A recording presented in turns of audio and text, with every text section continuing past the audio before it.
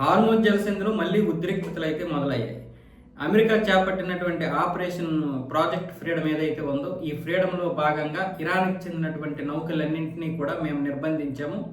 అలాగే ఇరాన్ నిర్బంధించినటువంటి నౌకల్ని మేము విడిపించి బయటికి తీసుకొస్తున్నాము. 2 నౌకలు సురక్షితంగా బయటికి కూడా వచ్చాయని అమెరికా అధ్యక్షుడు ట్రంప్ తన సోషల్ మీడియా ట్రూత్లో ఒక పోస్ట్ పెట్టాడు నిన్న.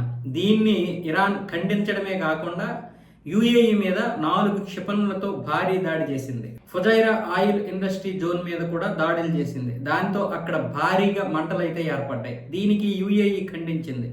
మేము మొత్తం 4 క్షిపణులను అయితే అడ్డుకున్నాము. అందులో 3 క్షిపణులను పూర్తిగా గాలిలోనే ధ్వంసం చేశాము. మరొక క్షిపణి ఫుజైరా ఇండస్ట్రీ మీద పడినటువంటి మాట వాస్తవమే, కానీ ఇరాన్ చెప్పినంత దాడి అయితే జరగలేదని చెప్తుంది. కానీ వాస్తవంగా అక్కడ ఫుజైరా ఆయిల్ ఇండస్ట్రీ మాత్రం చాలా వరకు భారీ మంటలతో ఉన్నాయి. అక్కడ 3 భారతీయులు కూడా గాయాల పాలయ్యారు. అయితే ఈ 3 భారతీయులకి ఏ విధంగా ప్రాణాపాయం లేదు. ఆ 3కి కూడా వైద్యం అందిస్తున్నారని అక్కడ స్థానికంగా ఉన్నటువంటి పత్రికలు అయితే చెబుతున్నాయి. 2 నౌకలు బయటికి రావడమే కాకుండా ఇరాన్ బంధించినటువంటి అన్ని నౌకలు కూడా సురక్షితంగా తీసుకొస్తామని అటు అమెరికా చెబుతుంది. ఇటేమొచ్చేసి ఇరాను అదంతా ఒట్టి అబద్ధమే, అక్కడ ఏ నౌకలు కూడా బయటికి రావడం లేదు, అన్ని నౌకలు మా ఆధ్వర్యంలోనే ఉన్నాయి అని ఇరాన్ చెబుతుంది.